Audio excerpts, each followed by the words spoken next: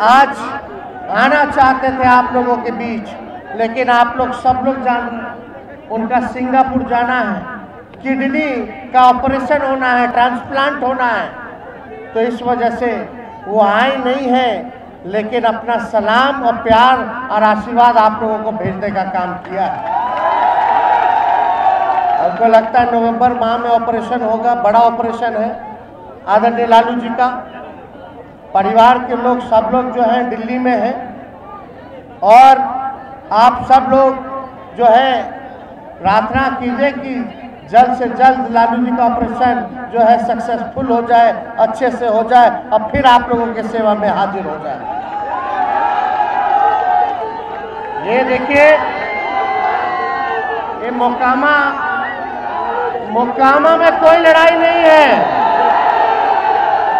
यहाँ ये उपचुनाव, ये बीजेपी वाला, बीजेपी का मतलब बड़का झूठा पार्टी,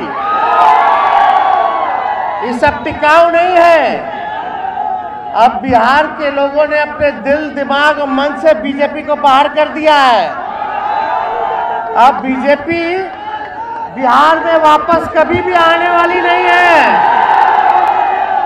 जो लोग घृणा की राजनीति करते हैं, बांटने की राजनीति करते हैं, जहर बोने की राजनीति करते हैं, भाईचारा, अमन, चैन छीनना चाहते हैं, जिन्होंने देश का संविधान के साथ छेड़छाड़ करने की कोशिश की, जिन्होंने लोकतंत्र को खत्म करने की कोशिश की, सारे संवैधानिक संस्थानों को खत्म करने का प्रयास कर रहे हैं, वो बीजेपी के लोग जो किसान विरोधी है, जो मजदूर विरोधी है, जो गरीब विरोधी है, जो युवा विरोधी है, उसको बिहार की जनता अब बिहार में कभी भी सत्ता में आने नहीं देगी। आप देख लीजिएगा। सही बात है कि नहीं? दोनों हाथ ऊपर करके बताइए।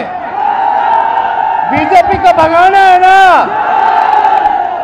तब 3 तारीख के लालटेन पर बटन दाब करके नीलम जी को जिताना है। अरे यहाँ भाजपा कुछ नहीं है। अब खाली ये देखना है कि आनंद जी जो पिछला चुनाव जीते, उससे ज्यादा वोट से नीलम जी जीतती है कि नहीं जीतती, अभी देखना बाकी रह गया। हमको तो लगता है कि नीलम जी आनंद जी को पटक देंगी, उनसे बेसी वोट से जीतेंगी, है कि नहीं? भली महिला है, और महिला होने के नाते हम लोग चाहेंगे कि ये प्रतिनिधित्व करे इस क्षेत्र का। मोकामा की जनता के लिए बिहार विधानसभा में मजबूती के साथ आवाज उठाएंगी, और आप सभी माताएं बहनें दूर दराज छतों पर हम देख रहे खड़ी हैं, सभी बहनें, सभी माताएं, उन सब माताएं और बहनों से भी अपील करेंगे कि एक एक वोट जो है आप लोग 3 तारीख के लालटेन पर बटन दबा करके जिताने का काम कीजिए।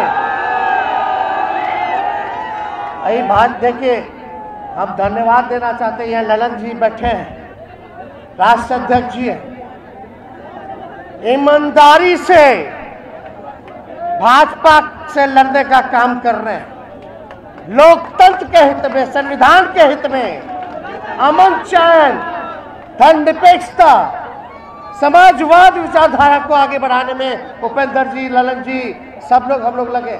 और हम धन्यवाद देना चाहते हैं माननीय मुख्यमंत्री नीतीश कुमार जी को।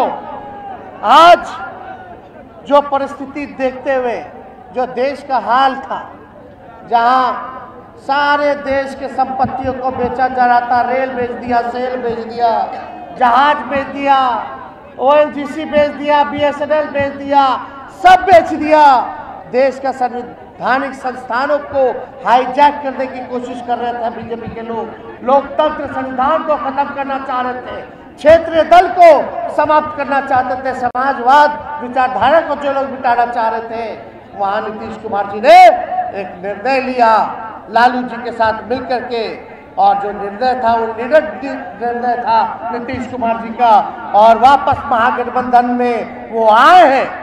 और जो निर्णय उन्होंने किया उसके लिए हम उनको तहे दिल से धन्यवाद करते हैं कि एक पूरे देश में एक संदेश गया, जैसा क्रांति दिवस के अवसर पर ललन बाबू बोल रहे थे, क्रांति बिहार के लोगों ने शुरू की, जो देश भर में देखिए हम लोग उपचुनाव की चिंता नहीं, यहाँ तो हम लोग जीत ही रहे हैं, लेकिन आप लोग जान रहे हैं भाजपा वाला लोग के असल बेचैनी है कि अरे भाई ये लोग एक हो गए तो वोट बढ़ गया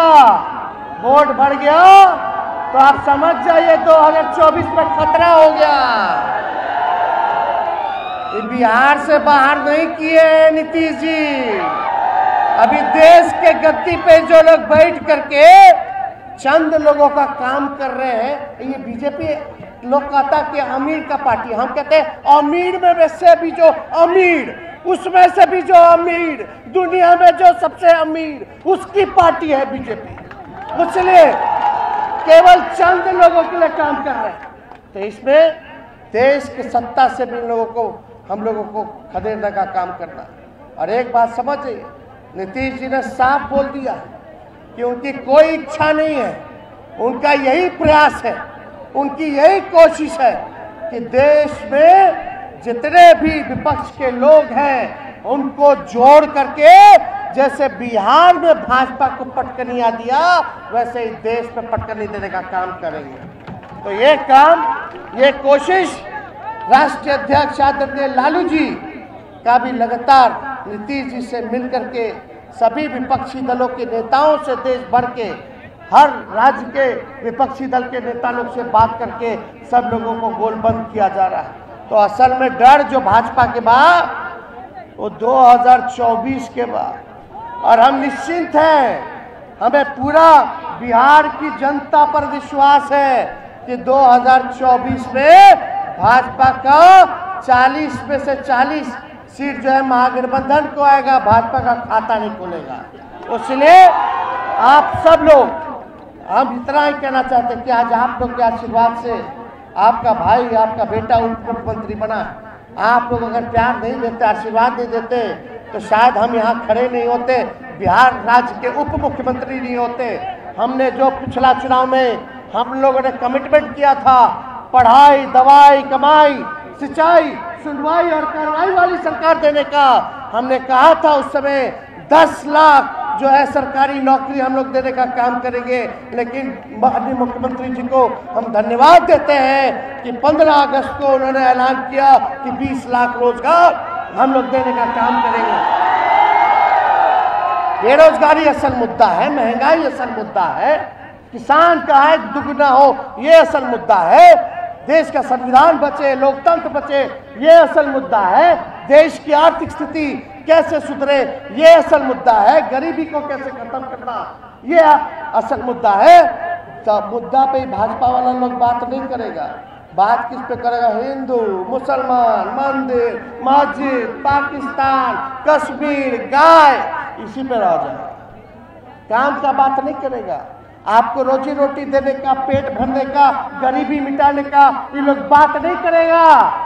ये लोगों को बताइए, कोई लेना देना नहीं है ना बिहार की जनता से ना देश की जनता से। इसलिए आप लोग देखते होंगे कि 3 महीना नहीं हुआ, नीतीश जी के नेतृत्व में जो सरकार महागठबंधन के बनल है, आते ही आते नीतीश जी नियुक्ति पत्र बांटना शुरू कर दी। किया कि नहीं किए? हजारों की संख्या में। और हम आपको बता दें, केवल मेरा जो स्वास्थ्य विभाग है उसी में हम 1.5 लाख नौकरी देने जा रहे हैं, खाली एक विभाग में, यही नहीं अलग अलग डिपार्टमेंट में, होम मिनिस्ट्री में सिपाही लोग के बहाली हो, डॉक्टर लोग के बहाली हो, इंजीनियर लोग के बहाली हो, जहाँ भी रिक्त पड़े पद हैं वहाँ बढ़ा जाएगा। टीचर के, प्रोफेसर के, हर जगह कर्मचारी के, पीयून के, चपरासी के, ड्राइवर के, हर जगह सिपाही के, दरोगा के। आप देखते हो ना बाहरी कितना तेजी से निकल रहा है।